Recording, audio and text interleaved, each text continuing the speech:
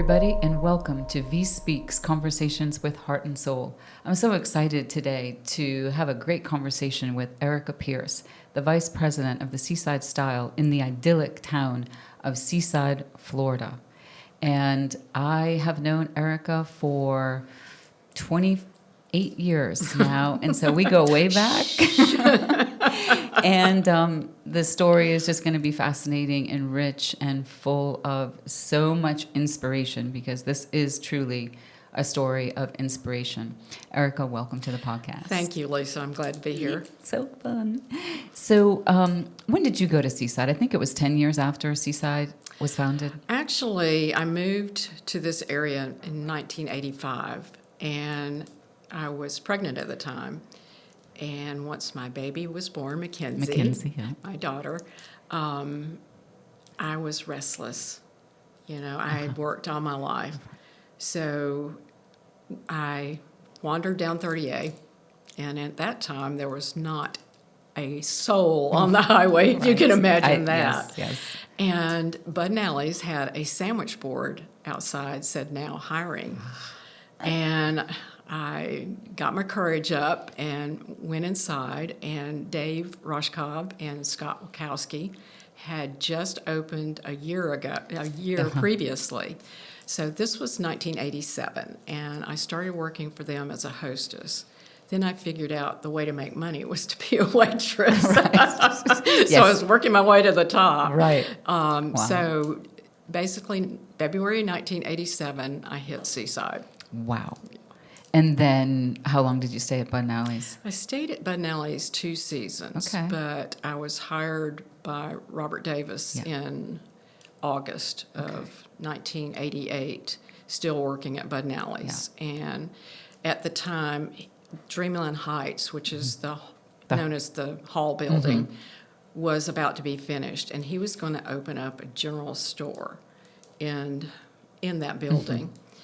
So I gave him my resume and my degrees in interior design, which I love. Yes. And he hired me to manage and buy for the store. Was that Modica? I'm sorry? Modica or? No. The name of the store was El Pizitz. Oh, El Pizitz, yeah. Right. Named after his grandfather, Louis Pizitz, who owned a large department store chain in Alabama. Right. Yeah, so backstory for people that don't know about the town of Seaside. Robert Davis is the visionary and co-founder, along with his wife, Daryl Davis. And this is just an amazing story that the developers saw in you, something that ended up being working together for, currently for how many years? 34 years. 34 years, which is amazing. And the other backstory to tell the listeners as well is that your little baby Mackenzie, that you're telling us about right now, works with you or for you, and you brought her up. And so it's a real, the story of Seaside to me is so rich in that there are so many families and husbands and wives that work together, and mothers and daughters, and that it's just this like anomaly, microcosm of generational businesses, which I find maybe even more fascinating than the absolute beauty of the place, because it just works differently than other places do, and you have to be a certain person to do that. And so I know I've heard you interviewed before. I've read stories that you have commented on several times over the years about like your meeting Daryl too was a significant turning point in your life, and all that meant. Tell us about that. It started when I met Daryl at the restaurant. She and Robert quite frequented Bud & Alley's because it was the only place, in Seaside to eat at the time. And Daryl knew that I had a baby at home, and she was pregnant. So she invited me to lunch and picked my brain about, what's it like to raise a small child? How are you coping with this? And so Daryl had Micah, her son, in November of 1987. And we just kind of got to know each other better because we both had young children. And when we opened El Pazitz in 1988, she and Micah came and met my daughter Mackenzie, and they kind of clicked. So Daryl offered to let Mackenzie share her nanny, which was Dana Jocelyn. Everyone knows Dana Jocelyn. Right.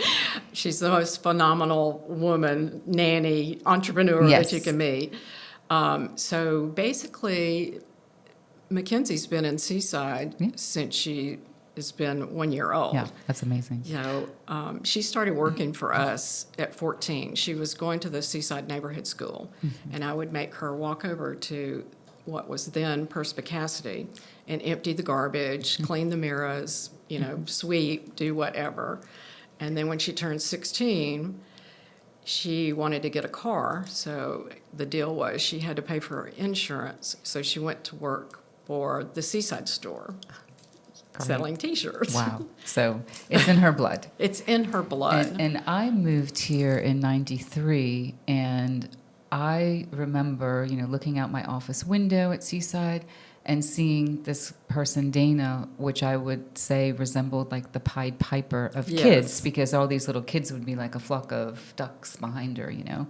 And she was just with them all the time. And that just seemed like for a child to live in Seaside and have that type of an experience, that is an unusual and beautiful childhood. Very much so. And it's so idyllic that I think that's what attracts families to come to Seaside. And talking about generations, we're seeing now the kids that came with their parents in the 90s, they're grown-ups and they're coming with their families now.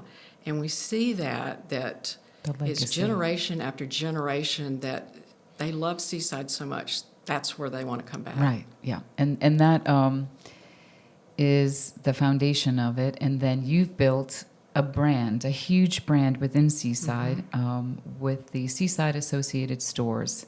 And so if you can give the listeners a background, well, one, how many total stores did you open and brand over the years? Some of them aren't here anymore. There are new iterations or different names, or some of them have been, reimagined and are something completely different. But like over the years, how many would there be? I don't know the exact Like maybe number. 12? Maybe. Yeah. And in the beginning, Daryl and I, our goal was to start the retail in Seaside.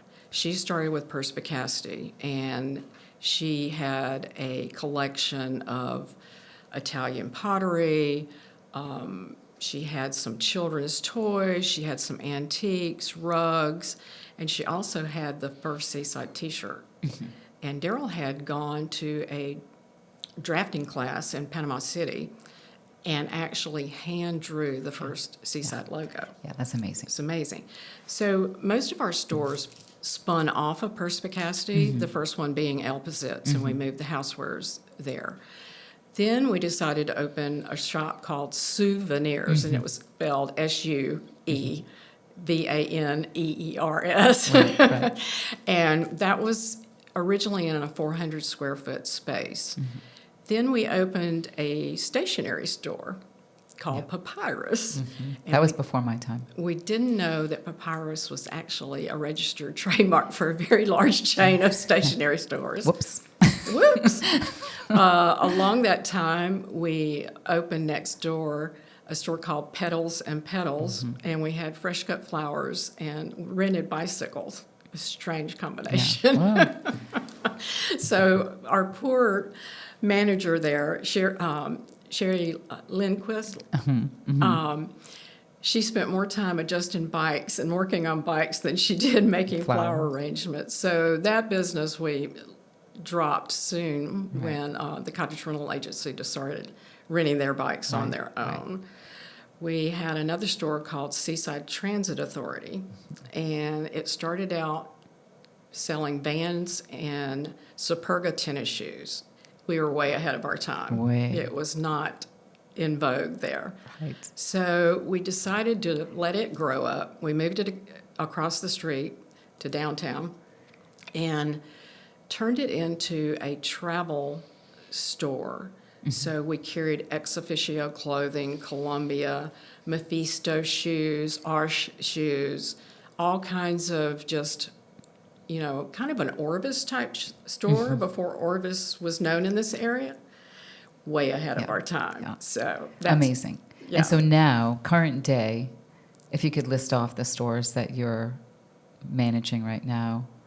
Well, our flagship store is the Seaside Style, and it's located next to Modica Market. And it has what originally we had carried in Pizitz, the best of the best, and the best of the best from the Seaside store.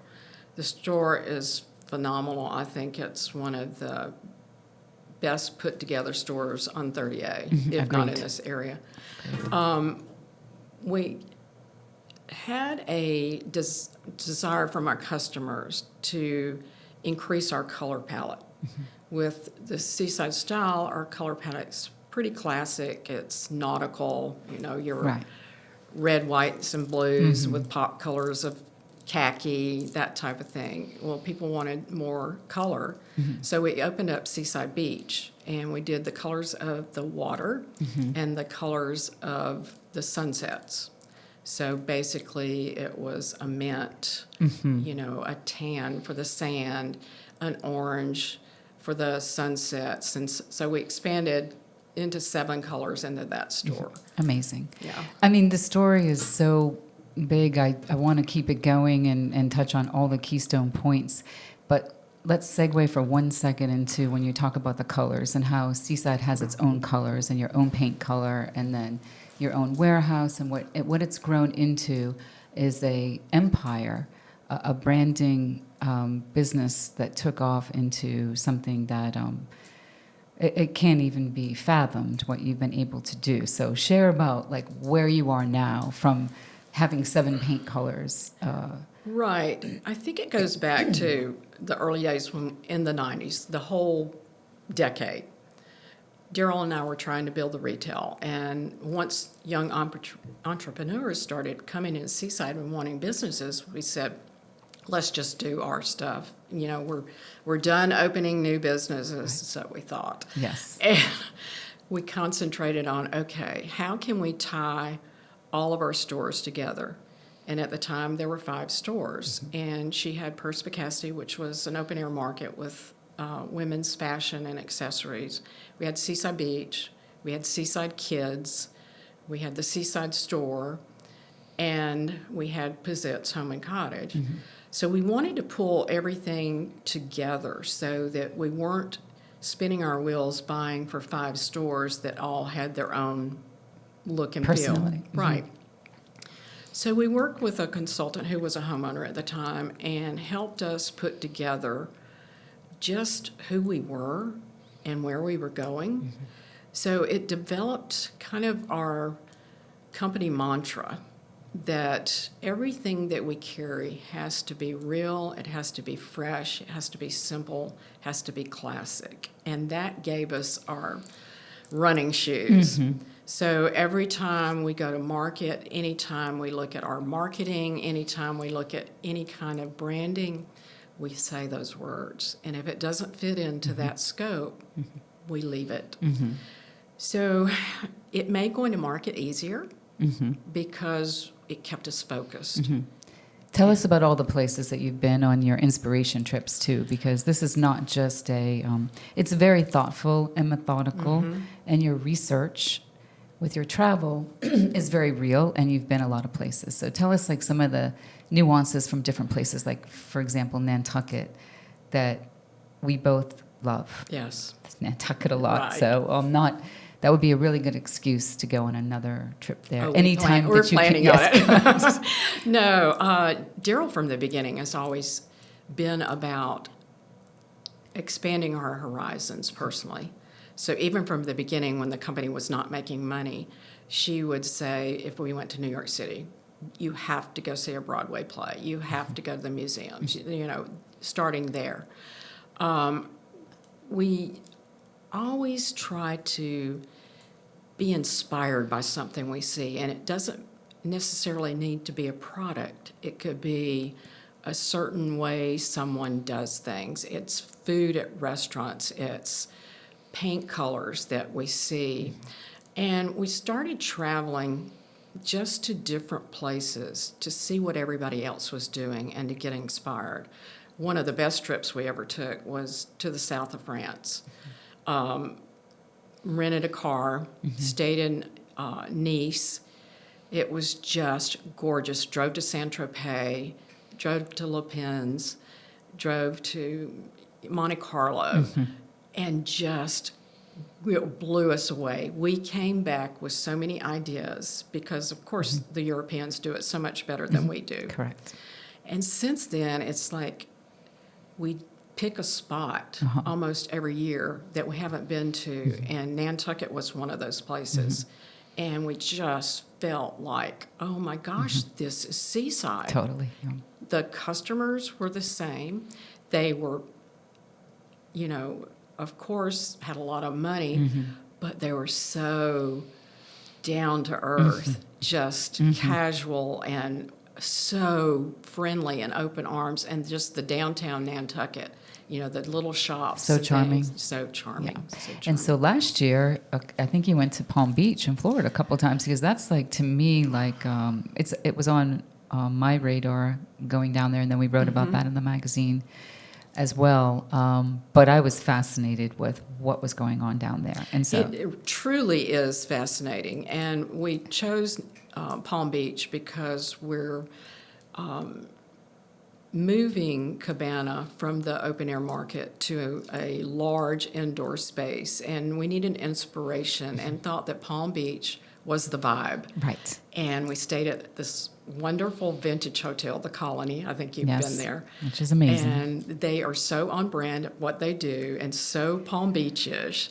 And, it's not us. Right. I mean, the clientele's not us. I mean, There are hints of it and Yeah. pieces of it that are, but you can still Yeah. take from that. absolutely. So we got a lot of ideas. We actually went to one of the vintage furniture antique stores and bought stuff for the new store and had it shipped back up here. Okay. And it's the real old Florida item. So we were excited about that. And your new cabana opens this Memorial Day weekend. We're hoping. You're hoping. Okay. Yeah. Well, that is just going to be really looking forward to seeing that and all you've done, because I know you've all worked on that really hard for a We while. have. And transitioning into a new store, new location, keeping the brand, yet evolving. That's what we were talking about earlier. Absolutely. So retail is not an easy business to be in. It Not at might be one all. of the harder businesses to be in. Couple that with getting slammed with COVID and everything. You had a resurgence of sales, and instead of it depleting you, it ended up growing you. And did you Absolutely. ever see that such a thing could be like a bad thing could end up being such a good thing? I didn't. And we were closed 67 days. Okay. Counted Who's them. counting? Me. We were involved in strategic meetings at the beginning every single day, Zoom calls. I was with my accountant every moment counting how much was left in the bank and applying for the PPP. We got down to almost being shut down. The money was gone. And I talked Robert and Daryl into letting us open up the 23rd of May, and they did, and the crowds came. Like that day?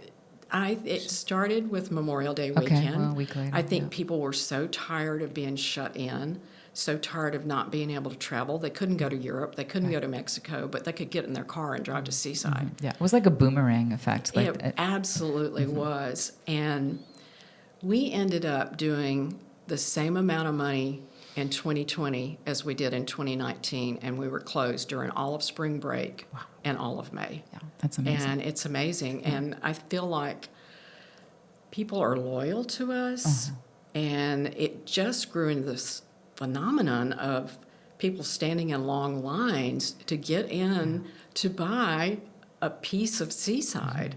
we were blown away. Yeah. Some days the line was 75 to 100 Deep. people. Yeah. And some days it was raining out and the line was I worked that the long. line a lot of times, like just passing out stickers. The day it was raining, I'd give free ponchos, talk to the people. Yeah. Some of them didn't know why they were standing in the line. Oh, okay. It's like, How did they they- didn't even know what they were standing in the line They just for. knew something They just good knew was something there? great, that they had to get in this Yeah. line.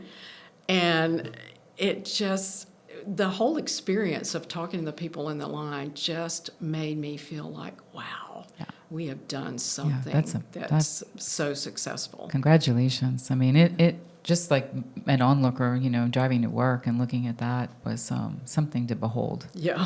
Really. Pretty crazy. Yeah, but so unreal. So your story is so big, we could go on and on. So I'm trying to like I said earlier, hit the key points. If you could tell us, like, what was like an absolute highlight for you at Seaside all over these years that stands out to you, that you just can't believe happens? Well, I think all of my career at Seaside is a dream story. Like, I've given talks at some Christian business groups, and I say that was the day that God flung the door open and gave me the opportunity to walk through it. And it really is a Cinderella story. Uh-huh. I mean, when I started, I was completely broke. And, just being able to work with the Davises to build that empire, so to speak, I feel like, that is such a blessing to me. Yeah.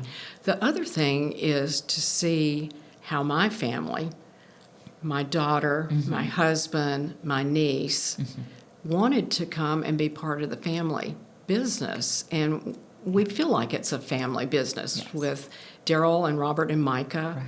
And Micah's now involved very much so in Seaside, and just that younger generation that eats, sleeps, breathes Seaside. That really makes me proud.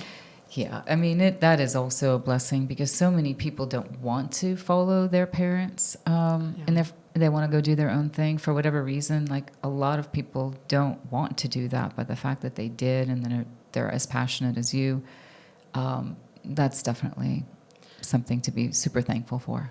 I think if people are considering going into retail or the restaurant business, they need to consider including their family, because if not, you're going to live your life at that store or that restaurant, and they're going to be put on the back burner.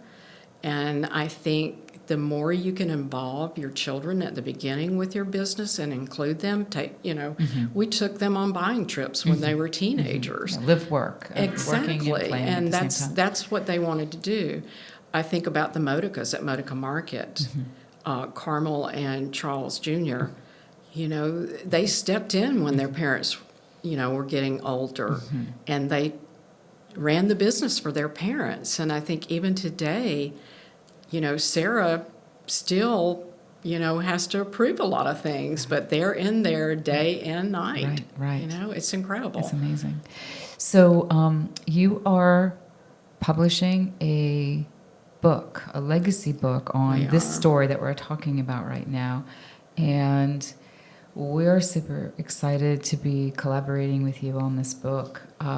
It's a big deal because you sell an immense amount of gorgeous books in your stores, and coffee table books have always been in style, but they've reached a new level of popularity right now. And I think just like using a coffee table as a piece of art or a piece of decoration for your home, in addition to looking through the pages and getting inspiration, and it's a souvenir. It's so many different things right now.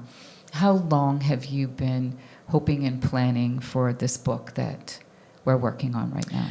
Well, we've thought about it, since our brand, was so fine-tuned, and our customer base grew through social media, that Daryl's always wanted to tell our story. How did we get here?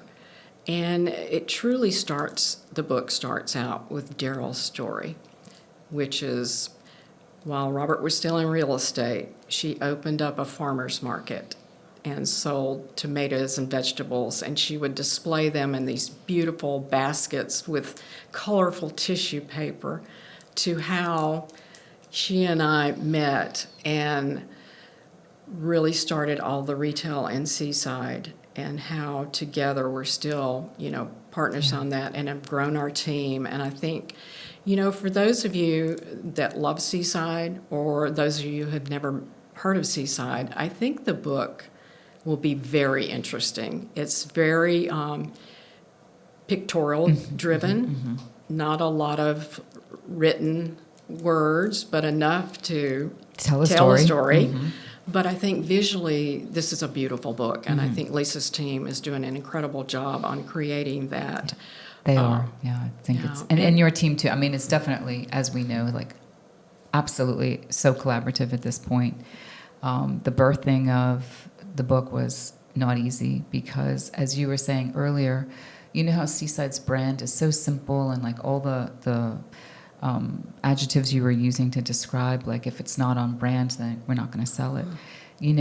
I've always found that when you're doing any type of design or anything with aesthetics, whether that be clothing or books or marketing, that marketing and branding something simple is the hardest thing to do, because you have to censor yourself and stay so true to the simplicity and actually be comfortable with simplicity. And so many people aren't, yet they gravitate toward it. Why you have a thriving business, because you are stewards and protectors of the brand, and you do it so well, that was maybe the most challenging part, to channel your own edits and ethos and not have it go over or under that. Right. So I always credit simplicity. Me too. Because it is not easy to stay simple. I learned that from Robert Davis in the beginning. What did he say that like instilled that knowledge? Well, it's so funny because Daryl and I are so different fashion-wise. She has great style, by the way. She has great style. I'm pretty simple in the way I dress, the way my home is. And he said to me one time, we were in a meeting, I think I had a black suit on or something, and he turned to Daryl and said, "Now, I cannot see Erica in perspicacity clothes." I was like, okay. Did you agree? I agreed. Okay. And, he said, stay true, be very classic and simple. But he also, when we were working on the very first website for the Seaside Style, I share with him where we were on the project, and he told me, strip it down, strip it down to the core.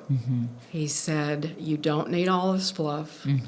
Just go back to your foundation, and it will work. Yeah. And I have kept those words with me the whole time. Wow. It is such a success story, and very inspiring that, because people don't really stay together that long, like usually there will be some type of a breach.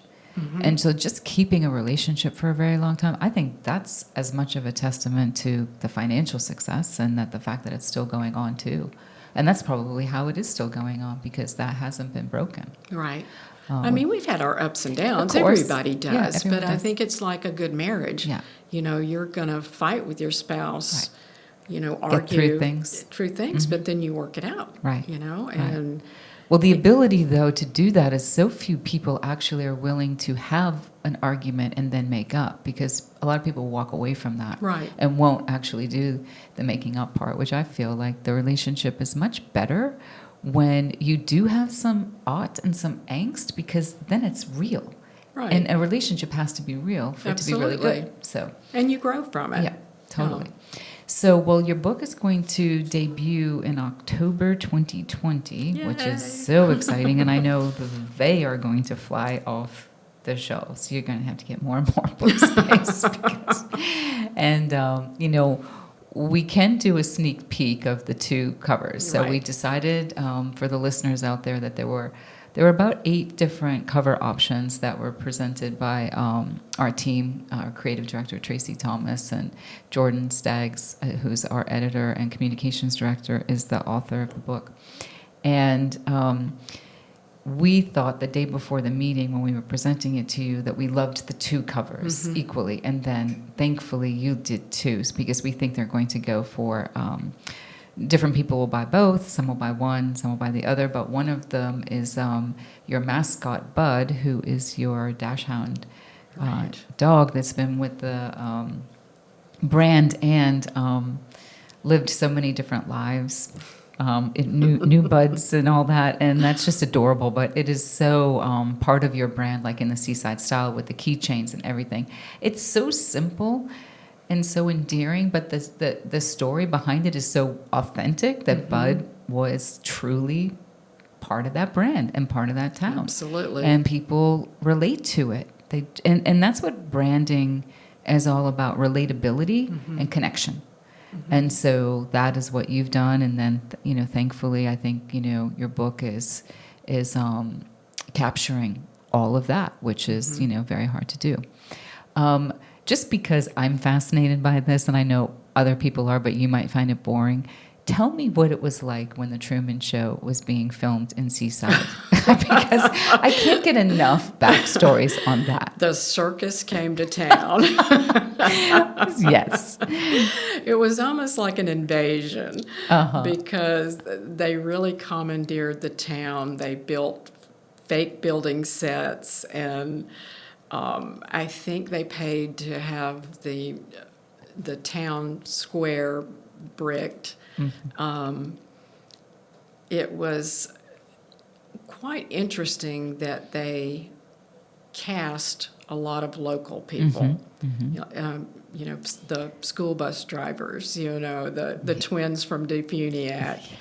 And Jim Carrey was just in it all. I mean, just a hoot. I think Dave Roshkoff revealed lately that he actually had a speaking role, and he flubbed it up so much that they cut it. Okay. And then, of course, that night at the dinner that they had at Bonelli's, Jim Carrey just made so much fun of it. Oh, at the movie or Dave? At Dave. Really? Oh, so I amazing know. that you were all able to experience that, because that was...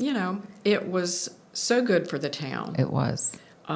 It debuted, I believe it was in the theater in 1998, excuse me. But Paramount had to pay a location fee for having the movie filmed in Seaside. So Robert and Darrell took that fee, and they built the Seaside Neighborhood School, which to me Was the best part of it, maybe. Amazing story. And I think that's what sets Seaside apart so much, is that we have that organic school there that, is just an amazing place for kids to learn and grow up. Right. Yeah. Very few get to experience such a life. And I don't know any kid that's ever gone through the school that didn't really love it and know that they were in a good place, and their parents too. Yeah, and that's school is really, really way above any educational experience that you can get. Absolutely. Yeah. So it's pretty amazing. Well, can you give our listeners some inspiration? You've worked hard. You've worked a long time doing this. You've had immense success doing it. But like in everything, there is sacrifice, and there are long days or maybe even long years. But give us some tips about, how do you stay the course? How do you keep on keeping on and stay true to your vision and just like stewardship of your job? I think because I love it so much. I love going to work. I could retire now if I wanted to, but I don't see that happening. It's just having a sense of place and a sense of belonging and feeling like you're making a difference and I think making our customers happy is our goal, and getting to share Seaside with them. I think for so many people that are thinking about opening up a retail store or have a retail store, don't copy what's already been done. Don't think that you can do it better if it's already here, because the sources are not there. We all go to the same markets. We all have similar vendors. So if you do a retail place, my advice is to get a focus. If your store opens and the main focus is selling turtle shells, don't ever lose that focus that you're selling turtle shells, because so many get off course. They go to market, they follow trends, they add things that shouldn't be in their shop that confuse their customer. And I think it confuses them. So they're not editing. See, that's what you're good at. And even Robert's saying that, like, always edit. Yes. Edit. And editing is so hard, because that's how you get to the simple and the point and the raw ethos of what you're doing, you know? Right. Yeah. Editing. Yeah. And for us, it's Seaside's a registered trademark. And we spend an enormous amount of time fighting trademark infringements. But it's also laughable that now so many people are coming out with their own 38 T-shirt things. But there's, they get the point. They want to copy the Seaside shirt, like maybe making it the same font or whatever. And we're like, please don't do your own thing. Right. This is not going to work. It's not going to work. Right. How many T-shirts did you sell last year? Like, oh my like gosh. the amount. Like, do you even know? Like, it's probably around 140,000. Okay. Yeah. That's a high number of T-shirts, and they love them, and your sweatshirts and everything. Yeah, there's no beating actually, it. our sweatshirt business is growing to be better than our T-shirt business. Yeah, I see that, and I notice it, and it's all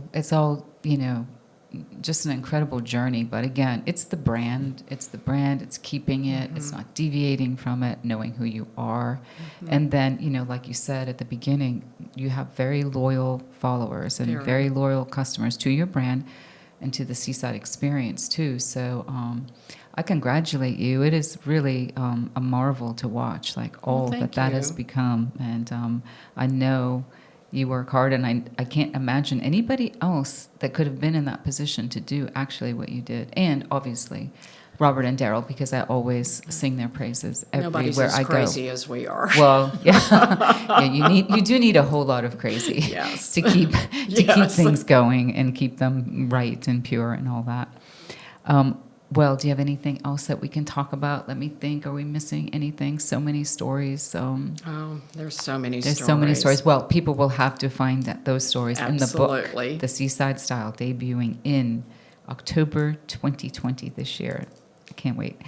Erica, thank you so much for being here. It's nice chatting with you. I've always had so much respect for you, and I'm glad that our worlds have crossed again. They come in and out. We live in a small town, which is so funny how you can not see somebody that in this small town for several years, and then all of a sudden they're back in your life again. I think that cadence of living in a small town is one of my favorite parts of it too. Absolutely. Yeah. Well, thank you so much. Well, thank you so much for having me. Oh, I can't wait to see how the progress of the book is going, and here we are. Yes. Thank you. You're Thank welcome. you.